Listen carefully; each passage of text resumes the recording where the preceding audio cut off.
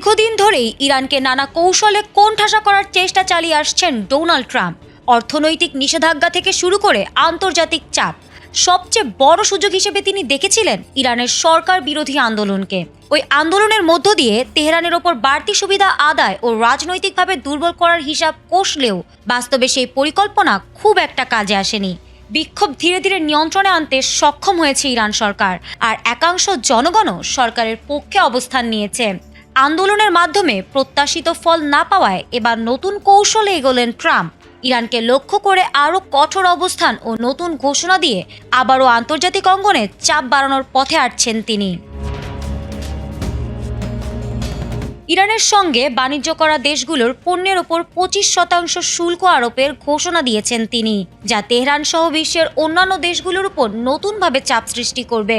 ট্রাম্পের এই ঘোষণা আন্তর্জাতিক বাণিজ্য ও কূটনীতির এমন এক পর্যায়ে এসেছে যখন ইরান নিজ রাজনীতিতে কিছুটা স্থিতিশীল হওয়ার চেষ্টা করছে এবং সরকার বিরোধী আন্দোলনের পাল্লা কিছু ক্ষেত্রে কমেছে।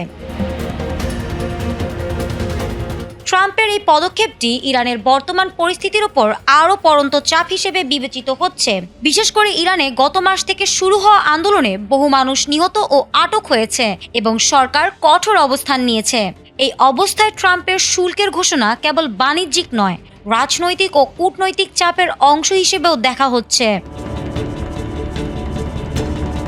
এছাড়াও ইরানের সরকার ও মার্কিন প্রশাসনের মধ্যে যোগাযোগের কিছু পথ এখনও খোলা রয়েছে। ইরান আলোচনা ও কূটনীতির প্রস্তুতি জানিয়ে থাকলেও দমন পীড়নের খবরও রয়েছে। এই সমন্বিত পরিস্থিতি আন্তর্জাতিক সম্পর্কের জটিলতা আরও বাড়াচ্ছে, যেখানে অভ্যন্তরীণ রাজনৈতিক চাপ ও বাইরের অর্থনৈতিক ও রাজনৈতিক কৌশল একসঙ্গে কাজ করছে। ইরান সাময়িকভাবে কিছুটা সাধারণ পরিস্থিতির দিকে এগুচ্ছে বলে মনে করছেন বিশ্লেষকরা। তবে আন্তর্জাতিক চাপ এবং ট্রাম্পের শক্ত অবস্থান ইরানের রাজনৈতিক ভবিষ্যৎকে এখনও অনিশ্চিত করে রেখেছে। ফারহানা হক, এটিএন বাংলা।